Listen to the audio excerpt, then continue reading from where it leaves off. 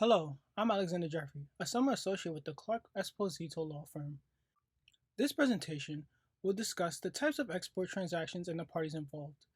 Generally, we will speak about the parties to an export transaction, the two types of export transactions, and the responsibilities for each party throughout each type of export transaction. There is the U.S. principal party in interest, which is abbreviated as the USPPI. This person or entity is the primary beneficiary of the transaction who is physically within the U.S. Benefits are not always monetary. For example, two sister companies in different countries may be sending stock or inventory between two different locations. The USPPI may be a seller, manufacturer, or other authorized party in the US, as well as a foreign entity who is physically within the United States. Next is the authorized agent, a party physically located in the US that obtains a power of attorney or written authorization from a USPPI or FPPI to prepare and file the electronic export information, abbreviated as EEI. Lastly is the carrier, the entity that executes the movement of the goods.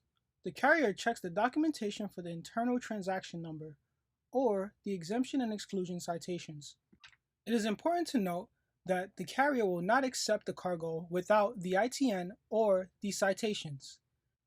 The carrier is also responsible for the creation of the outbound manifest, as well as reporting the appropriate citations to the Customs and Border Protection Port Director.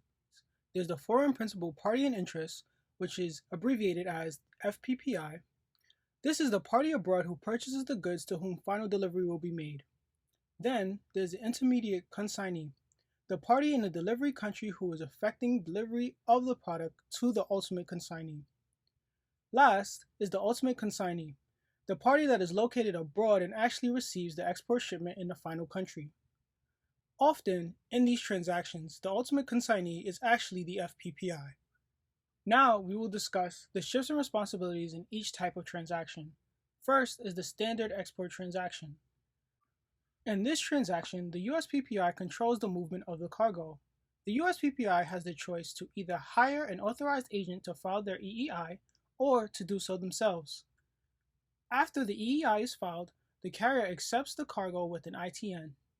Finally, the cargo is either delivered to the FPPI or to a consignee who ultimately delivers to the FPPI. It is important to reiterate that if the USPPI decides to use an authorized agent, the authorized agent must obtain the power of attorney or a written authorization to deal with the transaction. The next type of transaction is the routed export transaction. Below, we have the shifts and responsibilities. The FPPI controls the movement of the cargo. The key distinction between the two types of transactions is actually who controls the movement of the cargo. In this instance, the FPPI controls the movement of the cargo, but they must authorize an individual within the United States to file for the EEI. This can be the USPPI or an authorized agent. Once the authorized agent or USPPI is given a written authorization by the FPPI, they can then file the EEI. Once the EEI is filed, the cargo will move to the carrier, who will accept the cargo with an ITN. From this point, the cargo is either delivered to the FPPI or to a consignee who ultimately delivers to the FPPI. There are additional responsibilities that the USPPI must pay special attention to.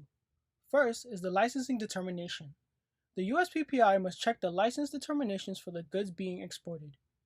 Certain end-use activities for products require a license, so it is important to ensure that both the cargo itself and its end use are adequately licensed.